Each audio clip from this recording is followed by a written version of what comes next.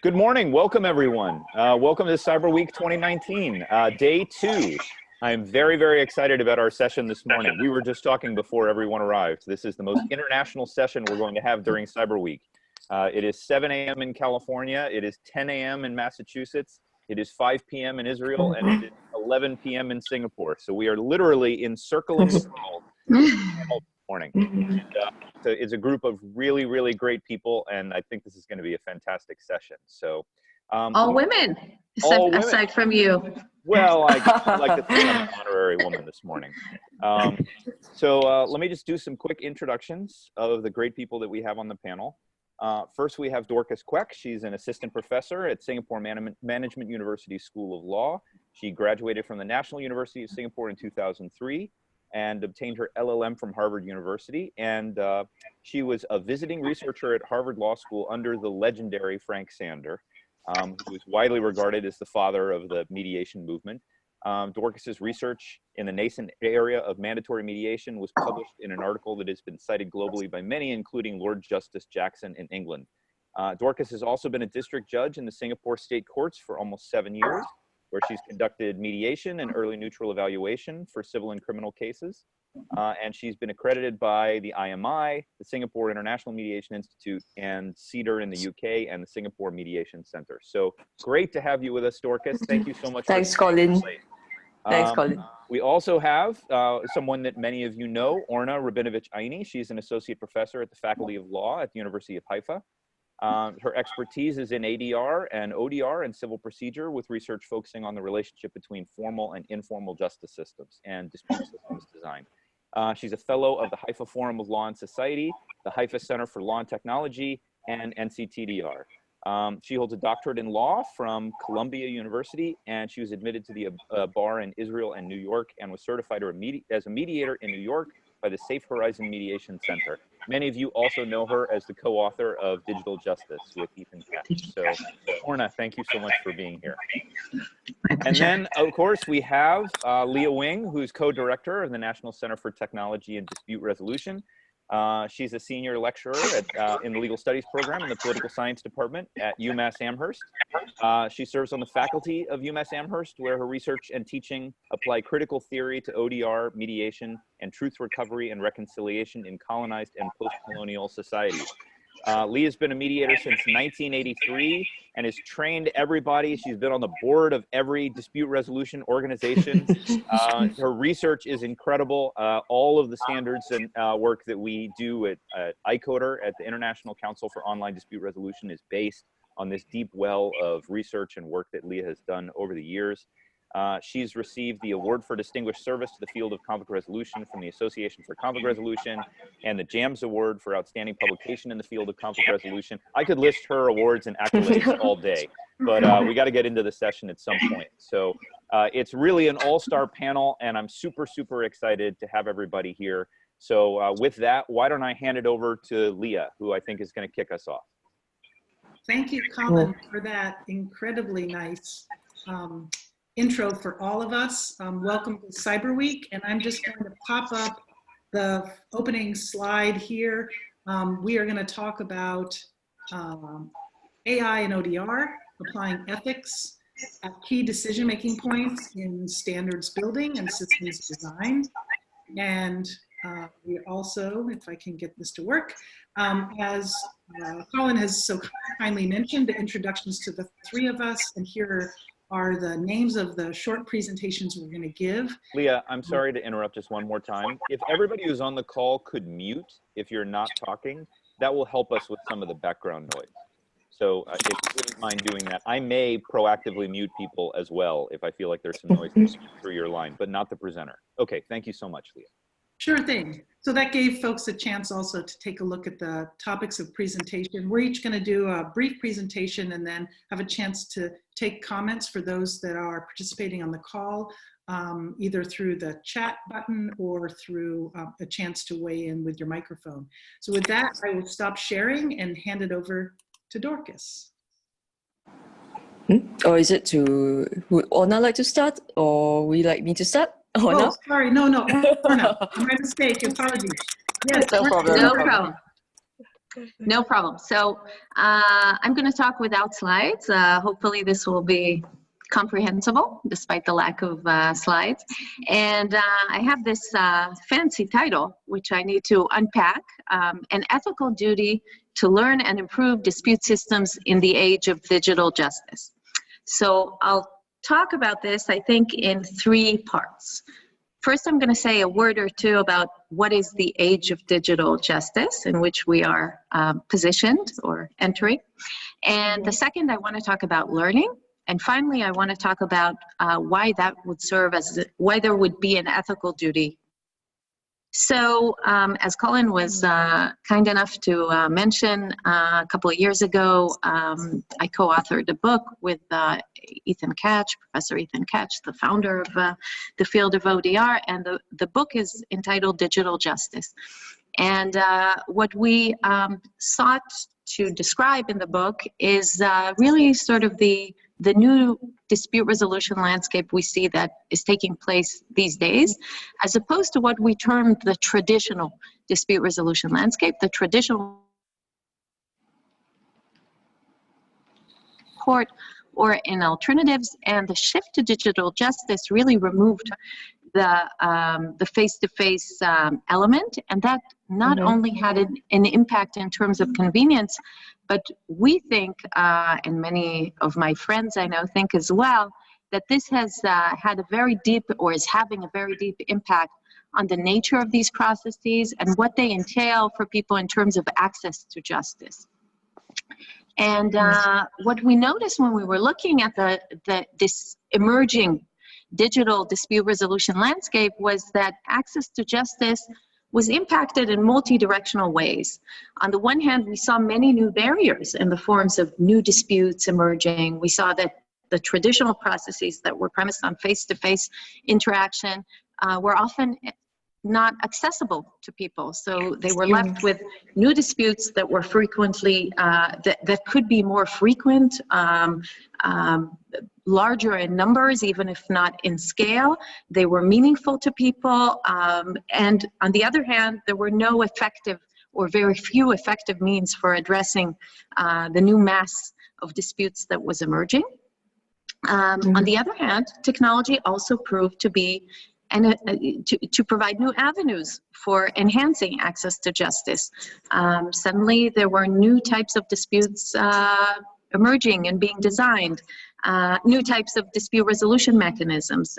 So these weren't necessarily mimicking what we knew from the face-to-face arena. They were looking like new types of processes.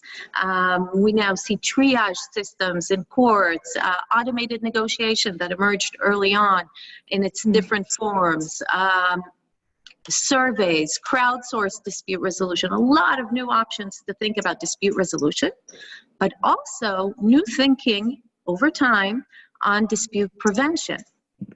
Suddenly, dispute resolution processes that were less geared towards preserving data, some of them even very consciously trying to remove data from the table, right, if we think about mediation, but also even in open court, we weren't very good about collecting data, and we didn't care so much about collecting data. This was sort of an activity that occurred on the margins and wasn't the center of what courts were doing. And suddenly there was all this data that was being collected automatically, sometimes almost at no cost. And this could provide us with important information about sources of disputes and about the impact of interventions on the effect of resolution. And this could be used to learning, so new opportunities for learning were also emerging. And it was clear that a potential existed when we look at technology for enhancing both access and justice, and maybe even overcoming what has traditionally been seen as an inherent trade-off between access and justice, or between efficiency and fairness, because we typically see more access, more justice, and more fairness equated with sort of more elaborate processes, longer hearings, and these are sometimes in tension with effectiveness, with lowering costs, with making processes more simple. Something about the qualities of these new technologies that were being introduced into dispute resolution created new possibilities for enhancing both access and justice, both efficiency and fairness. I say potential because this is not a sure thing. This is not an obvious route to take, but with appropriate design choices, this could happen. And this could happen because of the three shifts Ethan and I identify that happened with the shift from face-to-face to online. First of all, the shift in medium, and then the shift from sole reliance on human third party to automated fourth party. So the introduction of the fourth party and automation and algorithms increases potential not only, we say, for access, but also for enhancing fairness. And finally, the shift from small data to big data, which I mentioned before. So that's sort of the background of what is this new landscape, what the new landscape of digital justice entails. And I want to say another word or a few more words about learning. So when I say learning, I mean a commitment to studying past performance in dispute resolution and evaluating the impact of design and performance of the dispute resolution system, processes, third parties, fourth parties, in order to improve how these processes and people or algorithms function, but also how to improve the interaction that gave rise to these disputes to begin with, so that these disputes do not emerge. So two meanings of learning. Learning about the sources of disputes through the disputes that actually show up over time, and we come to recognize them as repetitive disputes. We understand, for example, on, say, eBay, that if we see repeat disputes that relate to delivery, we might see that something about the display of information regarding delivery is problematic, and then we could learn and fix that to begin with, or learning about the impact and effectiveness of dispute resolution choices and performance. So what does it mean for us to offer automated negotiation in certain types of disputes for certain types of parties, okay? What types of outcomes does that lead to? Is that effective, or does that escalate a dispute? So all kinds of design choices about the dispute resolution itself. So this doesn't prevent the disputes from arising upstream, but it allows us to improve how we deal with them once they do arise. And originally in the traditional dispute resolution landscape, this really happened only at the margins, mostly in what we called internal dispute resolution. So within organizations where you had a group or a person who worked at the same place as an ombudsperson or as a dispute resolution designer, a dispute resolution provider, and they would over time come to learn and be familiar with this particular environment, the types of disputes that would arise, and they would be the sort of institutional memory and recognize the sources of disputes. But this was obviously sporadic. It depended on these people. It wasn't, in some cases, units or people adopted mechanisms to make this more systemic. The NIH, for example, other places, but still this was not in the magnitude of what we could achieve in additional sectors in the digital era.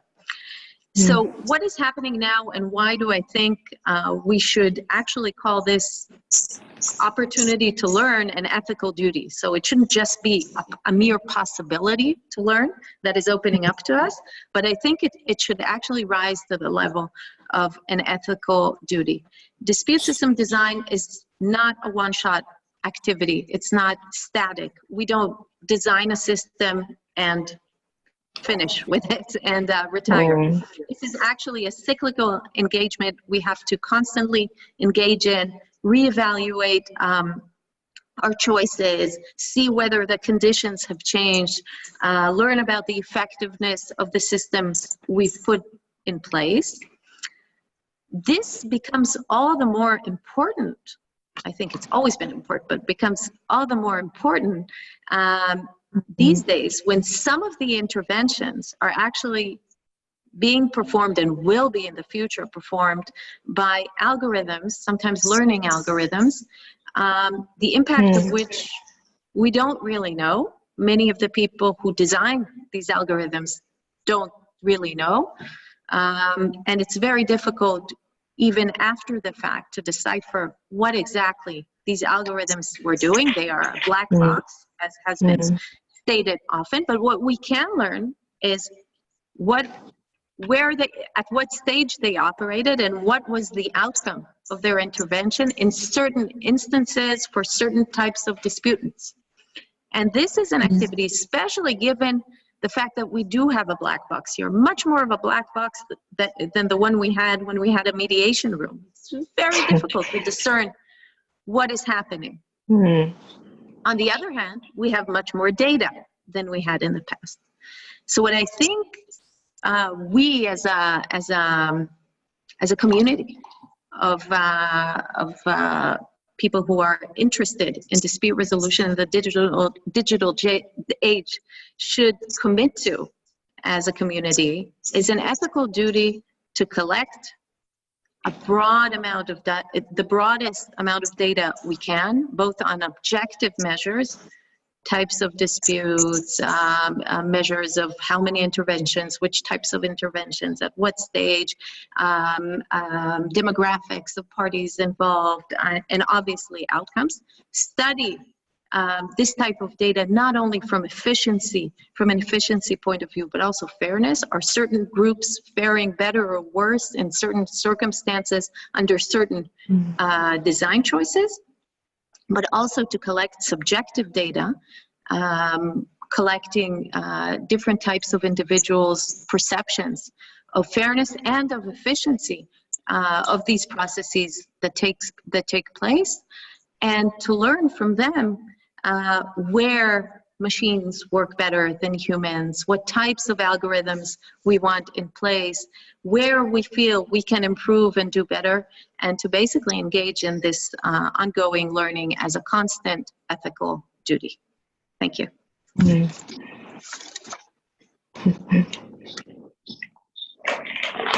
thank you, Orna. So we're going to go to Dorcas now, right? Yes, let me take a moment to share some slides. Good.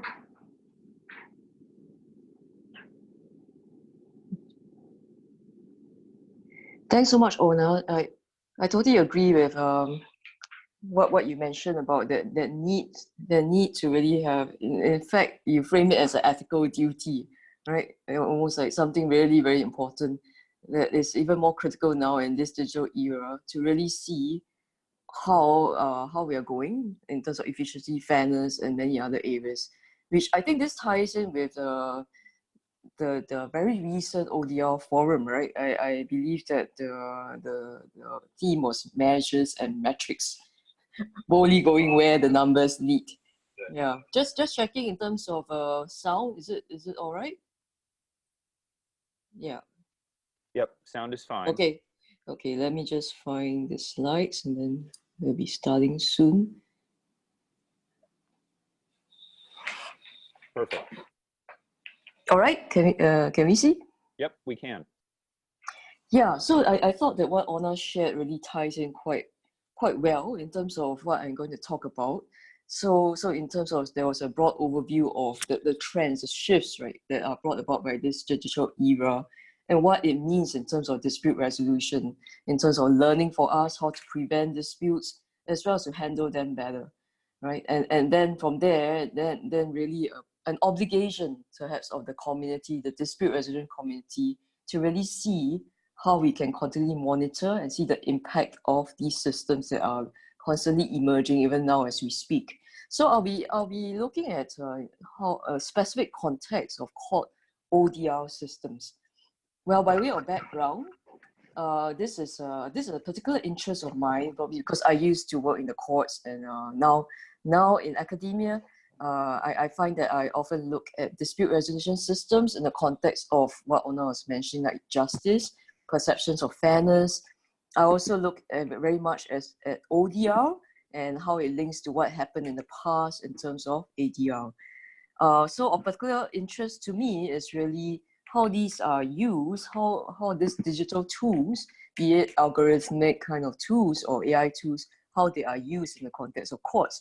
And we well know also that a very recent book, right, on online courts by Richard Susskind actually really zooms in on this whole area of online courts, which is really online dispute resolution in the courts.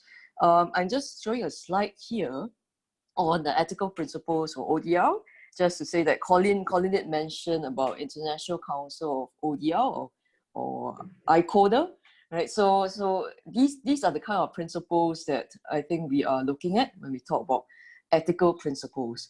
So I think sometime last year in an ODR forum, we were meeting in Auckland, New Zealand, and I was actually sharing that I think some of these principles, they are even more crucial and critical in the court context, more because of what people's expectations are like when they go to court, right? Things, for example, of accountability, equality, fairness. I think it's quite undisputed that these are very important qualities.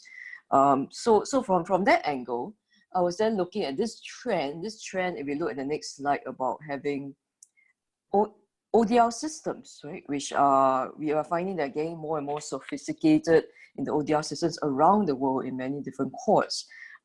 This is just an overview of the common features that many of these systems have in terms of the stages, the modular stages, and how they build from one stage to the other, starting first with some kind of way to diagnose a problem, to have some triage, or to provide avenues for self-help, and then escalating as the issue cannot be resolved, escalating to the next stage, say some kind of online virtual facilitation, whether it be mediation or arbitration. And then furthermore, it still escalates and can't be resolved, and then it'll be for perhaps online resolution. So that is a basic kind of system that we have now for many online courts. Sometimes we call it stage 1, stage 2, right? Tier 1, tier 2, etc. And these are just some examples. So I was thinking about a few questions arising from these kind of systems. And we know that these are not static kind of systems. Like Ona mentioned, they are bound to be changed in the future. We might have, say, algorithmic tools that might be provided by the online courts. Perhaps when you're negotiating, some kind of tool to help you negotiate better by providing you with certain information, certain data, right? So these are all amenable to much greater change in the future, and this is just going to be rapidly changing. And then this slide just shows the logic behind it. So I very much appreciate the writing on about the dispute systems design, and I totally agree that much of these principles about dispute systems design really underpin the design of ODR systems. And this is what we should be looking at. In terms of logic, I suppose this is the logic that is underlying many of the court ODR systems, right? The idea of dispute avoidance or prevention. And then you notice using more resources for more complex disputes that cannot be resolved at the earlier stage of tier 1. So there have been two things that I've been thinking recently, mulling over them, and also looking at as the changing landscape, how some of these issues might be even more pertinent in the future. One of them is, as you can see, these 2 points. The first one is really, well, do we have a seamless track within online courts? Or do we actually have distinct kind of dispute resolution processes? And I'll elaborate in a moment what kind of issues crop up out of that. The other really is subject to lots of rapid development now, the sense of not just having online facilitation, but moving on to say if we have algorithmic or AI kind of tools that actually will be used by the courts in decision making. What then is the impact? So that is something also being discussed.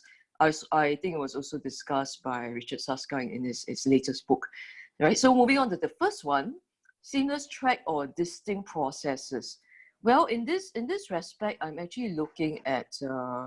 Sorry for this shadow here. There wasn't meant to be a shadow here, right? But if you look at this slide, I'm looking in terms of actually looking at the history of ADR, right? Because how ADR is developed, and then from that standpoint, and now we use ODR. What is the impact on dispute resolution processes? So that is really the angle I'm using, and so look at this picture. Is the idea that we have great potential, right? Once architecture wise, right?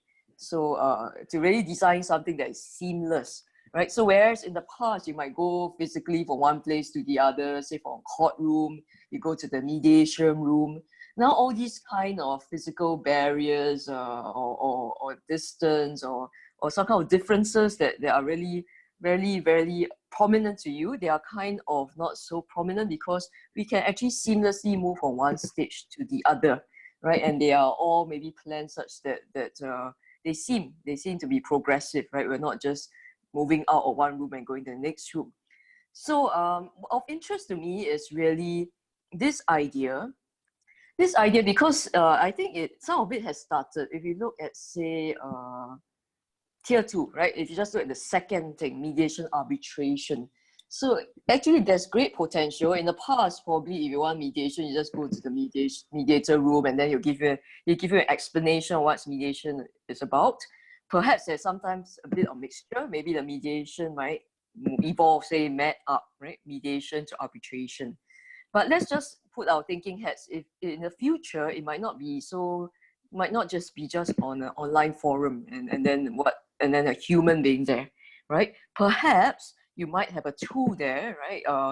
Online tool or algorithmic or AI tool that helps you not only negotiate in the sense of a mediator helping you, but it might actually give you some kind of evaluation, right? It might give you an evaluation of what is your outcome, likely outcome to go for trial.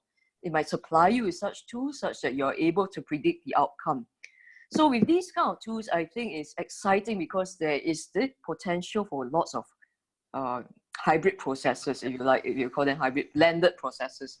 Whereas in the past, maybe we have been talking about blended processes in terms of mediation, met perhaps, or up, met up, or neutral evaluation, right? Or yeah, so many variations about that. So I was thinking about what that implies actually for a person who's going through the dispute. Once you have the potential for lots of mixture of this kind of different kinds of processes. And interestingly, just looking at also the users in terms of preference wise, there really is a great desire, a great preference, even in a survey, this is a Queen Mary University White and Case latest international arbitration survey. You notice compared to arbitration, this is the middle portion, standalone, preference by in-house counsel 32%. If you look at the first section, international arbitration together with other ADR processes, in other words, this is a very much blended process. There is really a demand for blended hybrid processes. So this means that this is a great opportunity for ODR in terms of how do we fashion that facilitation in terms of combining different dispute processes. So this is where I was thinking that what we could actually learn from some of the lessons from the past in terms of the development of or the alternative dispute resolution or mediation, right? We could intentionally reduce the differences between the processes, right? Such that it's just one whole process. You don't call it mediation, arbitration, etc. Or you can actually accentuate their differences in terms of telling people, we're going from one step to the next step, right? So we could actually combine them all, and then the impact on this, because this is something that actually did arise in the past also, where mediation was used, and then the role of the mediator or what exactly goes on, what exactly mediator do, as in whether you make decisions, sometimes at the start it's not made very clear to the people who are going into the process, right? So that actually involves informed participation, right? Am I aware what is involved as I go into the process? So this is where, like what Ona mentioned, if in terms of learning, design, if it's made clear, and also learning as people participate in such hybrid processes, what will be their reactions and how will they find this, whether it really meets their perceptions of fairness and is something they're satisfied with. I think it's something that deserves to be really investigated further. Secondly, this part about algorithmic AI decision making, I'll talk briefly about this. We know this is something really still in the process of great development. I think it's interesting actually, if I just go to this slide. I was reading about online courts, this chapter, computer judges. There's a chapter on computer judges. And this is something I've been talking a lot to my students, because I think perhaps not just in Singapore, in many countries, law students are really worried about will we be put out of jobs, right? Just as judges might be worried whether they put out jobs, such that I don't have to be there as well, right? So there's this question Saskine was talking about, trying to ask whether the way judges decide, the nature of legal reasoning, the nature of decision making, can this fashion of deciding be delivered by machines? In his opinion, he thinks that despite a great deal of hard work in this community, we are many years from having systems that, other than in very confined areas of law, can generate decisions with reasons, right? So I think now the idea is that we have tools that can predict outcomes, but whether we have tools that say if it helps a judge predict outcome, such that you say my decision is in favor of A instead of B person, can it also help me generate clear decisions, clear reasons that will justify that decision?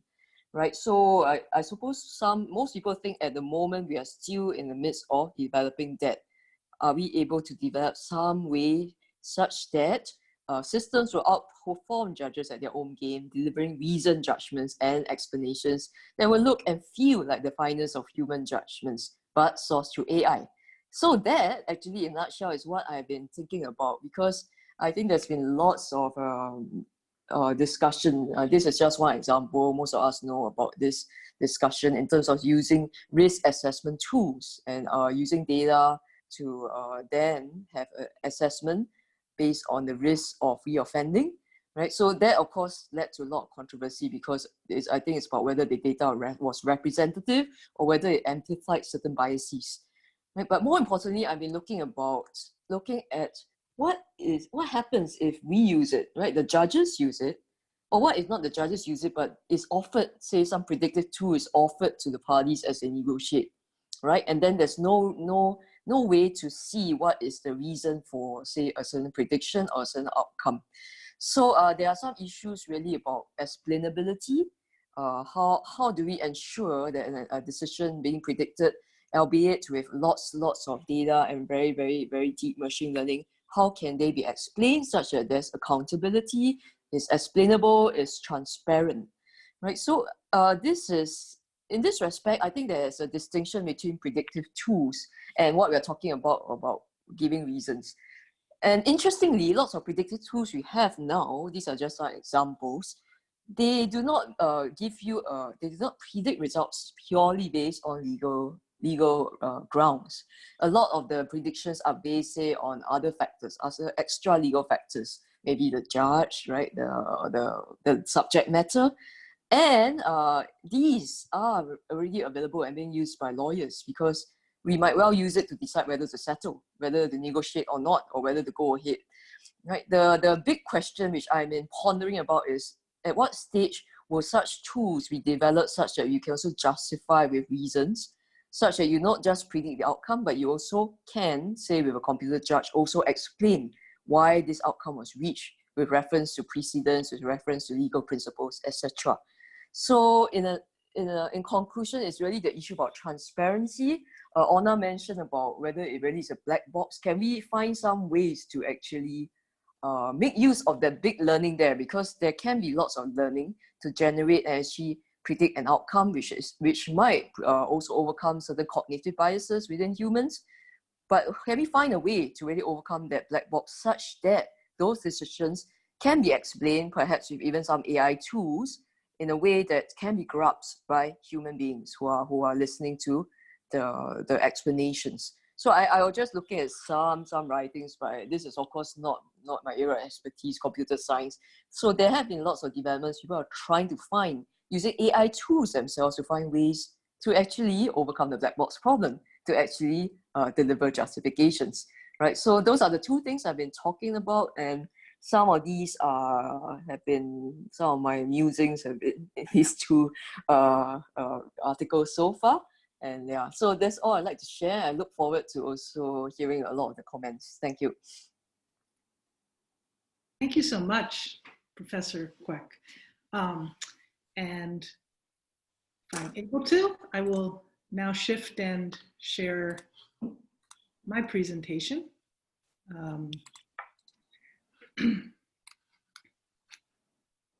So I will talk about ethical and unethical uses of AI in ODR, putting ODR ethical principles into action for standards creation and systems design. Key points I'll say at the beginning, which I hope that will be clear by the end, is that artificial intelligence magnifies opportunities but also risks in access to justice, and that ethical ODR standards, systems design, and monitoring are essential for this, which I think I'm an echo chamber for my two colleagues. I want to pose that ethical principles for ODR can serve as a GPS for standards creation and systems design. Just highlighting what I think so many of us already have talked about and so much of the literature has stated is, I tip my hat very much to Orna and Ethan Katch's book, Digital Justice, which does an in-depth overview of the information I'm going to kind of highlight in the next couple slides, is that technology really can enhance efficiency. And we see that all over the place, whether it's in dispute resolution or in other aspects of our lives. As Orna has mentioned already, it can be incredibly useful for dispute prevention and detection, even if it's not officially part of a dispute resolution system. Frankly, every e-commerce application that is designed to try to prevent disputes so a company doesn't have to deal with them and the consumers don't have to deal with them is inevitably a part of a dispute resolution cycle. So technology has been very helpful for that.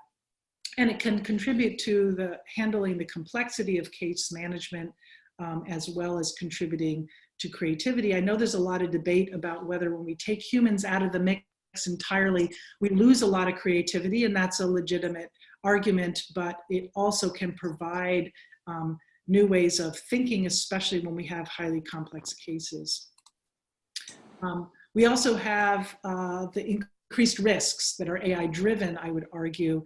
When we have a lack of transparency, this inevitably leads to a lack of accountability, and both my colleagues have already spoken to that. It reduces our ability to ensure that the processes are ethically driven, in whether it's ADR itself, whether it's courts, or whether it's entirely online systems. And therefore, as a result, it reduces procedural and substantive justice. And again, I point to some of the work in Digital Justice by Ethan and Orna that highlight that when we collect incomplete data or inaccurate data, it really compounds the problem when we use that for machine learning or for systems design. So often that happens unknowingly, but I'd like to offer that sometimes, unfortunately, we have systems players that set it up purposefully so that it assists repeat players, it assists business or government or other entities. So those are some of the dilemmas that we face when we're looking at systems design. Move this out of the way there.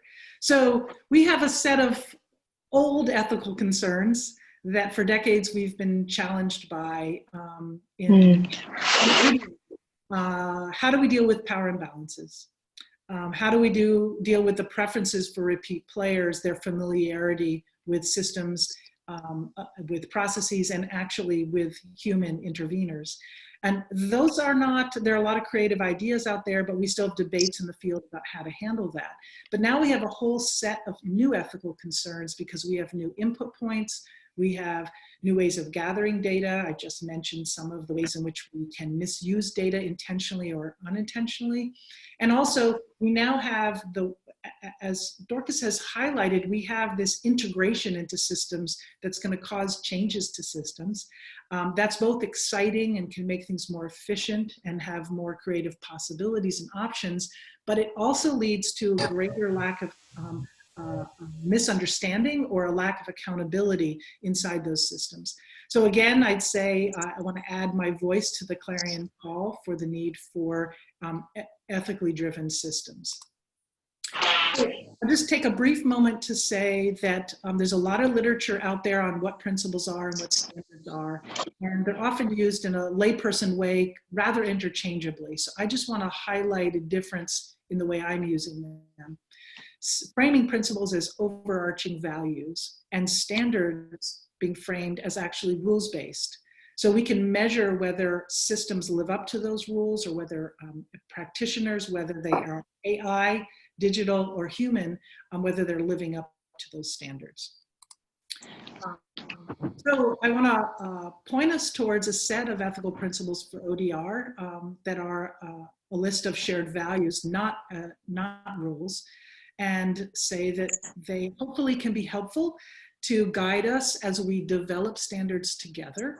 I also would say they can be useful even once we have standards, because technology changes so rapidly that when we finally agree on a set of standards and they are relevant to whatever sector or jurisdiction or culture in which we're using them, technology is going to continue to change. And during the time that we have new technology that don't match standards, we can once again turn to principles to help guide us as we continue to develop our system. So you can take a look at these particular ethical principles for ODR at odr.info, at the National Center for Technology and Dispute Resolution website. It's really a misnomer. At one point in time, the name was needed, and yet we have 40 fellows from around the globe. It's truly international, and these principles are hopefully very relevant and flexible to work in different jurisdictions and cultures. As I mentioned before, they should look rather familiar to you because they're based on the shared values of ADR. But when you take a look at them, each one is 1 or 2 paragraphs long, and they're explicitly related to technology. So they are thinking about how our ways of handling disputing with the use of technology will address these values. So now let me jump into applying them. Let's start with an example. Picture that I mediate and I say, now let's use some technology because I've got parties at a distance, or the parties might find it more comfortable to not meet in person. So for a variety of reasons, we may incorporate this as part of our face-to-face process by having some work done online asynchronistically, or we might do all of it online. And so in the absence of ADR standards that apply technology, I may say, let me use the typical ADR standards around voluntary participation and around confidentiality. Now, doing that arguably actually raises risks for parties, and I would say therefore also for the human intervener. If I only require parties at the beginning to say, yes, I'd like to participate, I voluntarily choose to participate, yes, I agree that you will hold this confidential, or perhaps they themselves will agree to hold it confidential. Let's take a look at some of the risks that emerge under those circumstances. In our example, if just clicking yes at the beginning, it might mean that the party, and I'll speak to something that Dorcas mentioned about informed consent, may be that the party is just assuming we're just going to actually do document transfer online. And then we will be over email or some form of chat communication, we'll be typing. They may not have thought ahead that we may use video conferencing. And the human intervener may not be sure. As we're going through the process, they may not be sure what technology they're going to find. But at some point, we may choose to use a scheduling device, let's say, that has location features. And parties will be using that potentially without realizing it has location features and that they have not agreed to that. They may be required or invited to use software which one party is more familiar with or more adept at using than the other party, and this can increase an imbalance of power. And by clicking yes, they may actually be waiving their right to court. In many countries, that's the case outside of the European Union. And they also might be agreeing inadvertently to use a process that is guided by machine learning, by algorithms, or even maybe providing options or a decision without their consent. So how can I apply an ODR ethical principle or principles to this example as a practitioner? Well, if I looked at that list and I read through them, they not only point towards each other to help me think about the relevant principles to use, but they could provide me some guidance to create my own protocol. So for example, I might develop a practice protocol where I think through all the types of technology we're going to use and what the risks are, and that I state that to the parties up front and answer questions and then make sure that they're informed and they're voluntarily engaging in them. Or I might say, I promise you that when I introduce a new form of technology, I will discuss that with you. So I'll give you a moment just to look at what the principle of confidentiality says. The development and implementation of ODR systems, processes, and practitioners maintain confidentiality in accordance with all legal obligations and in a manner that's consistent, in particular, with the principles of legal obligation, informed participation, security, and transparency. So we can see here that this is an example of the principles pointing to others that are interrelating that you may want to consider. And then here's the principle of informed participation, and it is based actually on medical ethics. When someone goes for an operation and they must say, I understand what the operation risks are and I agree that I'd like the operation. So using medical ethics to create a principle of informed participation for the use of technology with ADR or ODR, we have 4 different steps, and 2 of them I highlight for the example I'm discussing with you. One is the explicit disclosure to all the participants about the potential risks and benefits, and the other is to make sure that they're voluntarily accepting these risks. So now I'll just turn to how can we apply ethical principles to software design. Well, in the absence of shared ODR standards, but with an interest in informed ethical application of technology to dispute resolution, I know of 2 examples where 2 different groups are working on this. One is an app development team that is creating a protocol within the software design based on the principles of legal obligation, informed participation, and security. And the other is an ODR startup that's using the accessibility principle to structurally determine pathways for a variety of forms of decision making. That way their platform will be responsive to different ways of decision making and some of the research on gender and culture. So here's the principle of accessibility that they're using. And here I highlight that accessibility would require that the design and implementation of efficient and effective processes provide for their usage, not only for the broadest range and number of people, but also by accounting for the reality of cultural differences within and between jurisdictions, the differential access to resources, and the experiences of marginalization.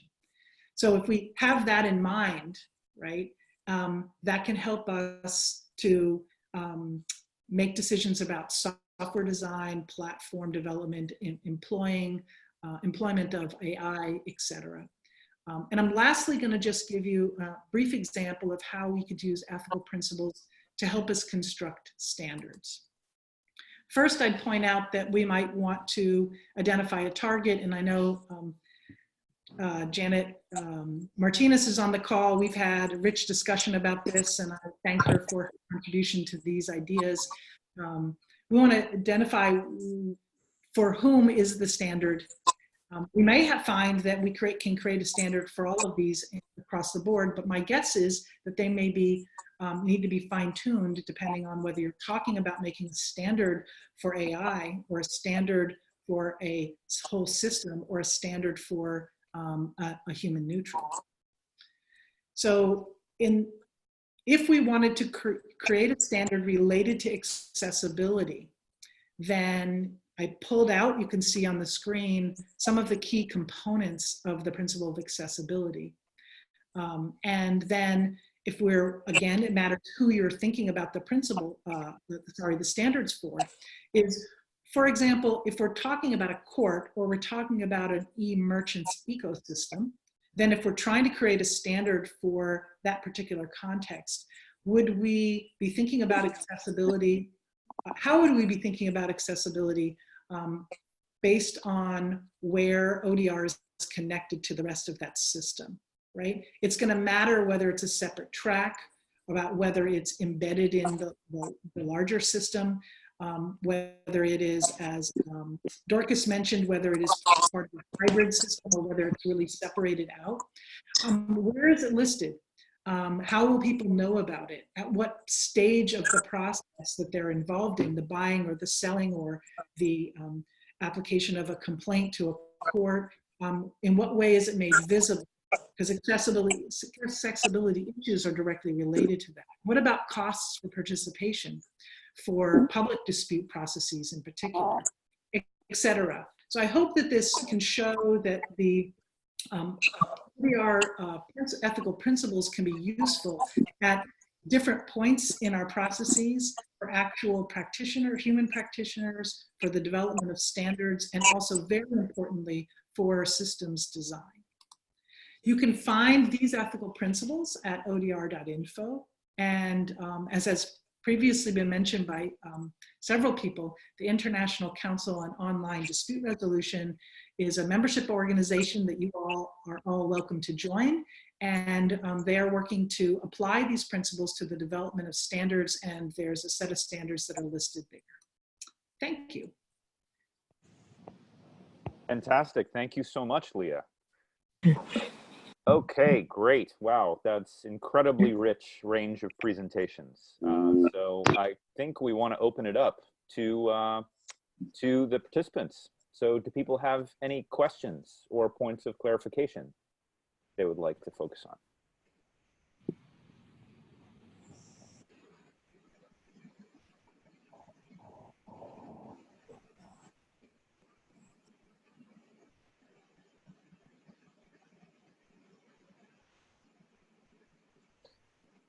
I'm tempted to cold call on people, but it looks like Barbara Wilson has a question. So please, Barbara, you can unmute and ask your question.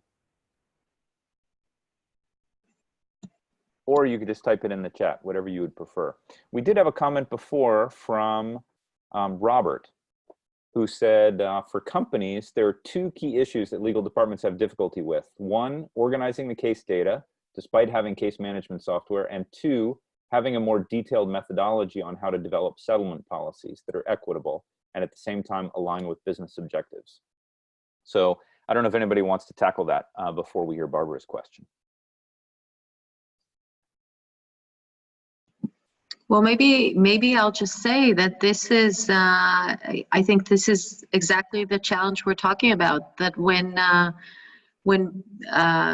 private companies, or it could be a public agency or a court, when they design their dispute system, they need to also think of how they're going to deal with the data, and to think of this as an ongoing activity, and what it would mean that they actually discover in the data that certain avenues work and others do not, and how they intend to incorporate these lessons. So there needs to be, in a company,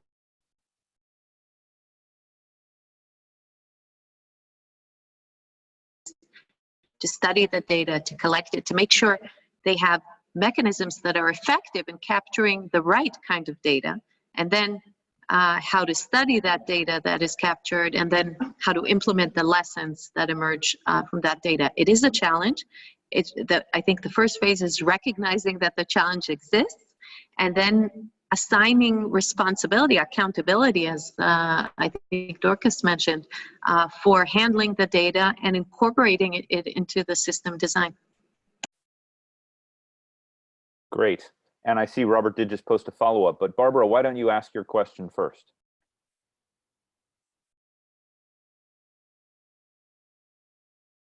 Unfortunately, Barbara, we can't hear you. It does look like you're unmuted, but I'm not sure. So it might be a better idea to type your question into the chat.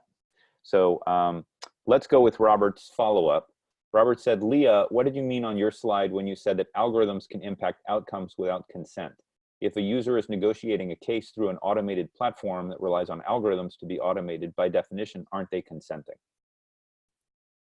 So sure, if it's quite clear that they're using a process that uses AI, then they may be consenting to participate in a process that uses AI. However, not every, what I would say is there are systems that could be actually offering different types of ODR processes to different types of participants. And that could be defined in a merchant's ecosystem, just for example, based on how much money they regularly spend with a merchant. And so the participant may think that they're getting a fair process or the same process as any other client or any other consumer, and they may not be getting that because the system may route them through a process that's different than others. So we need ethics to either make it transparent so that people realize that they're participating in a system that is not designed the same for everyone else. So then it's their choice, or we need to decide as a larger community or as societies that we don't want to allow people to have different access to different processes, whether they're government run or whether they're from the private sector. So I guess there's multiple layers around what informed consent means.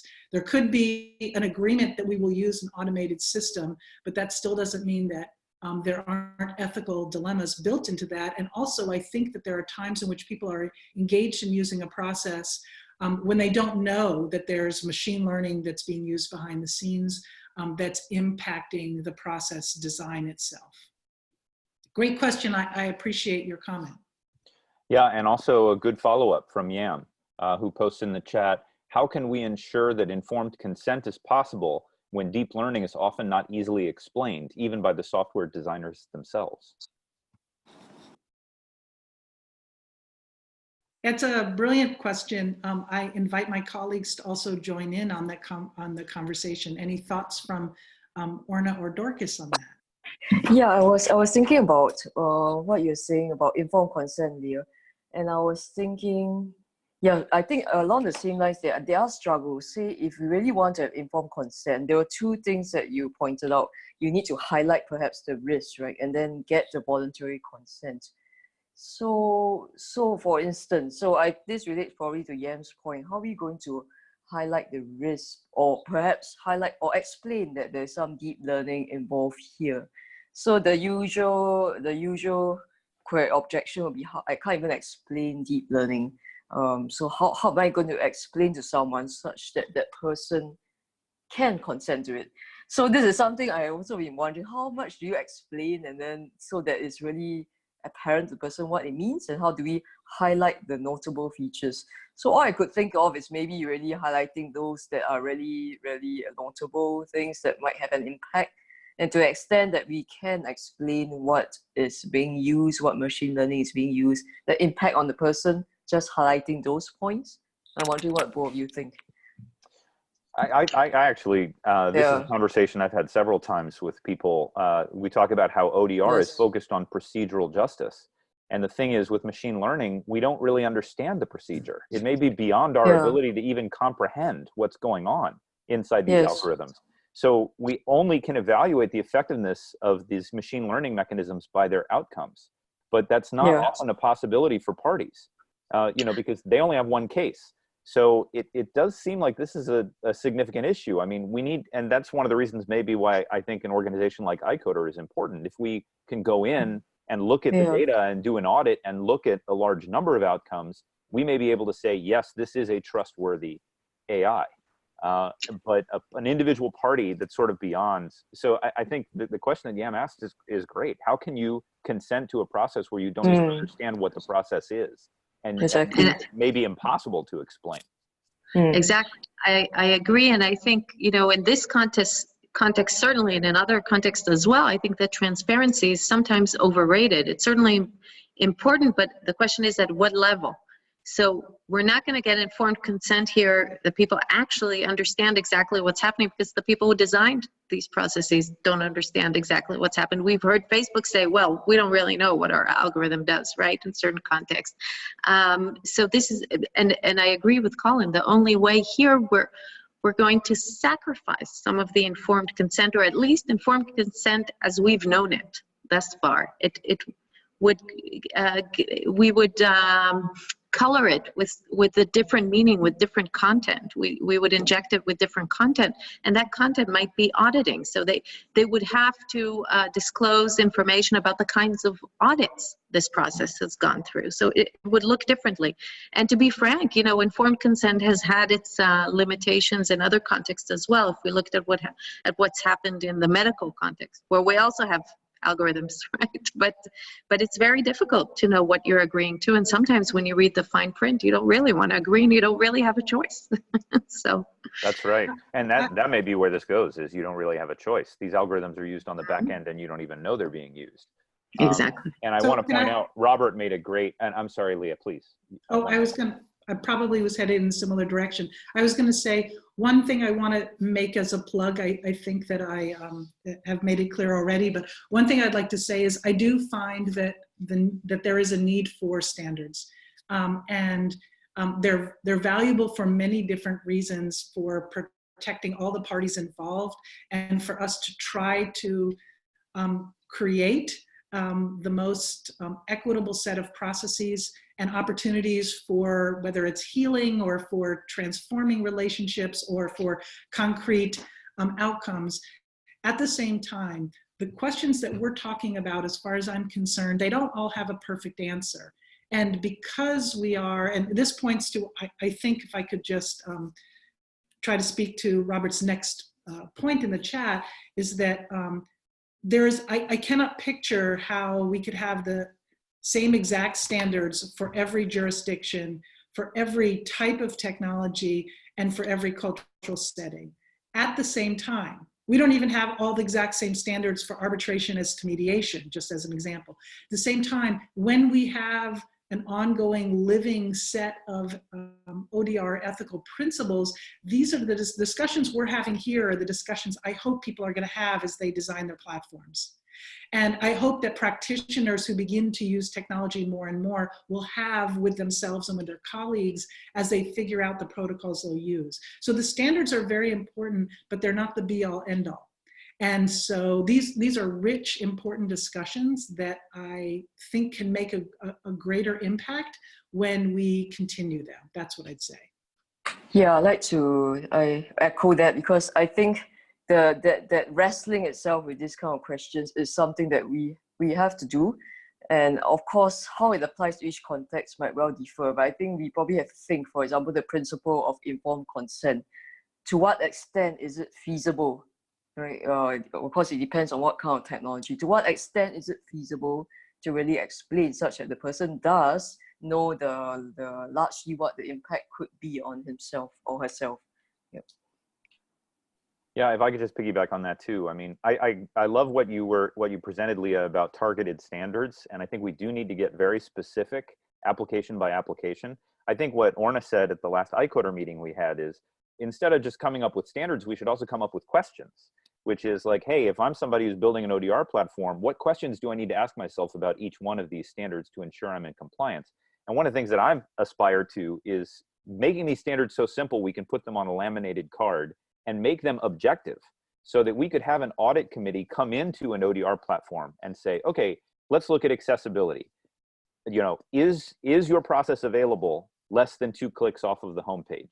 Is the cost to access the platform less than 5% of the value of the dispute? I mean, we can come up with very specific things, not just questions, but also objective criteria that we could use to evaluate ODR applications in different contexts that would be very targeted to a particular vertical or application type.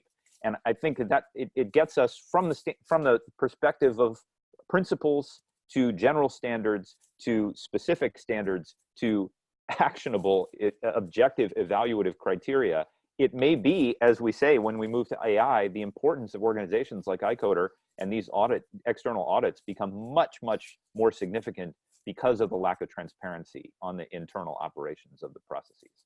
So, and I don't want to cut anyone else off, but I see Barbara has posted a great question in the chat. So let me just surface this here. Barbara said, I'm interested in consent too, based on Paul's transactional cases, i.e. where people who have a relationship are involved. In live cases, mediators here have to pre-screen the parties individually for risk before any mediation meetings. Would it be possible to manage this process separately? Would it be different from, say, a Skype interview? It's well known that people often don't find it easy to talk about interpersonal risk. So who wants to respond to that one?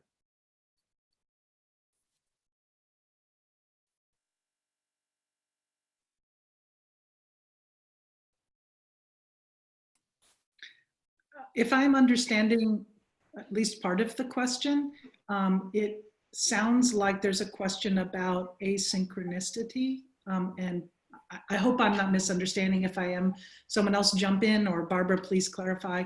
But I do think that one of the benefits of being able to use technology is being able to connect with people asynchronistically. So I don't see any reason why you can't, just like a mediator might have what we call a private caucus or an arbitrator and meet privately with one party, that you could caucus, and that could happen easily asynchronistically. If we want to trust technology, which so often does a good job, but not always, we also can have different rooms, and we could do it synchronistically with one party just waiting for the intervener to return back to them. So that's part of the answer, I think, at least from my perspective. I think Barbara is also asking about the sort of sensitive interpersonal aspect. I see Barbara, you're a family mediator, and those are some of the questions that came up a lot, I think, in the early years of ODR, and we've actually been hearing them less and less. Interestingly enough, I think Colin said that to me, that family is one of the biggest growth areas for ODR. It was even actually one of the first ODR processes back in the 90s. It wasn't quite what is being offered nowadays. But part of what we see, I think, is that people now, even in very sensitive and to interact from afar. Some people, I always joke about it now when my friends and people closest to me actually call and don't text me. They start with an apology for 5 minutes that, they couldn't text. And this sometimes even on very sort of complex, sensitive, nuanced issues, and you see that many of our discussions, interactions, engagements, and even arguments take place online, often about sensitive stuff. And once that happens, I think there is no real reason to think that even sensitive resolution efforts cannot take place online as well. Just to add to that, I think I think Barbara is mentioning pre-mediation kind of screening for risk, which happens quite a lot for family mediations. We're trying to assess also is there any risk before seeing whether mediation is possible. So Barbara, I believe, has elaborated. A report here recommends tightening the pre-mediation screening. We have already carried this, although we have carried this out for many years, right? So probably the question is whether this kind of risk assessment, is it suitable to do it online? Will you be able to fully assess and comprehend all the risks? And will people be able to share freely? So in terms of people sharing freely, I think what Leah, Honor, Colin, I guess Noam is also online, has written a lot about that, right? In terms of media richness and the impact of it. In family matters, whether it be asynchronous, say by chat messages, asynchronous kind of messaging, as well as perhaps more real-time video conferencing, it seems that there's a big potential there, right, to really grasp lots of things, to communicate, reach personal matters. Perhaps the part about pre-mediation screening, when you're looking at other things, say risk of violence, whether the person is vulnerable, I'm not so aware about whether that is being done currently online, or whether people are more comfortable with doing that face-to-face so that you can really assess more holistically. But in so far as we're talking about, say, the mediation process, doing it online, that I think that is really being done, and there are great gains to be done, to be reached from doing that in an online context. I would agree, and for me, the video conferencing piece can be crucial for helping assess risk and build connection. The other thing is, again, as a practitioner, someone who used to do family mediation, I guess I would also say, thinking about risks for ourselves as well.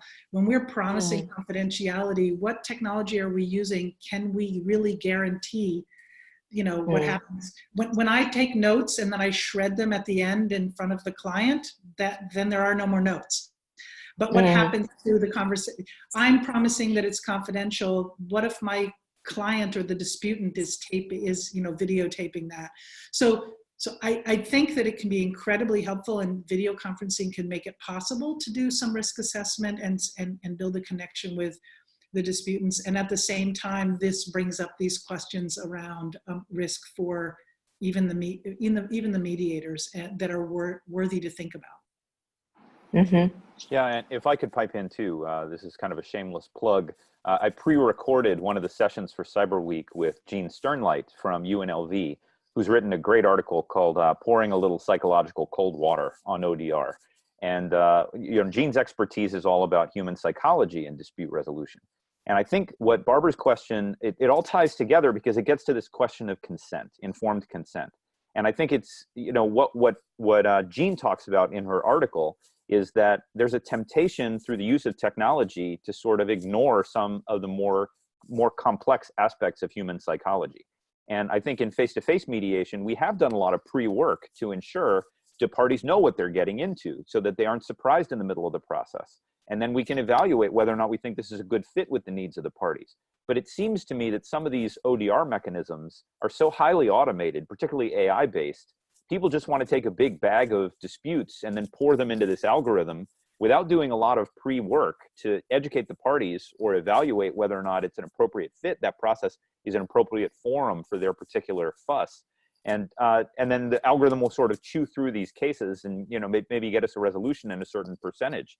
But I think that does ignore the complexities of human psychology, because there is a process that the parties need to go through to understand what they're getting into so that they don't feel surprised, that they don't feel like they're Charlie Chaplin in the machine, that they're just being ground through all these gears and they're going to come out the other side. So again, if we over-optimize around efficiency, we may overlook some of the important stages around informed consent. And that may be true with a very complex process like an AI, but it also may be true just with an online, synchronous video process, because we're not doing that pre-work. And I think that's what I hear Barbara talking about.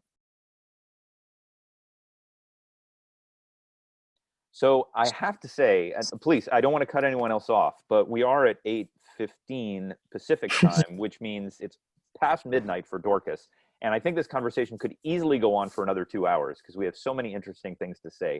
And I imagine that as the facilitator, it's my responsibility to call it to a close because no one else is going to take that initiative. So why don't I just see if there's any last questions before we let Dorcas go to bed? So anyone else have something that they want to raise before we lose this incredibly valuable panel? Okay. Going once, going twice. All right, why don't we call it there?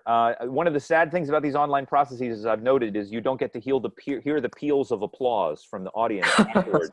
But I will give you a little applause on behalf of everyone else because they're all Let's all give ourselves applause. That's right. That's right. Maybe I should record just an audience going nuts, and then I can play that at the end of the session. But this was a fantastic sitcoms applause. Exactly. A laugh track. But this was great. This was really great. And I've recorded the session, so I'll edit it down and we'll post it. I think a lot of other people, some of our Indian friends in particular, where it really is absolutely the middle of the night, they're very eager to hear some of this as well. But thank you very much to all the panelists. This has been a wonderful session, a great contribution. And thank you, everyone. Have a great day. And hopefully we'll see you at some of the other events this week that are happening. Thank you all. Thank you, Colin. Okay. Thank you, everyone. Bye. Okay. Bye-bye. Good evening, good afternoon.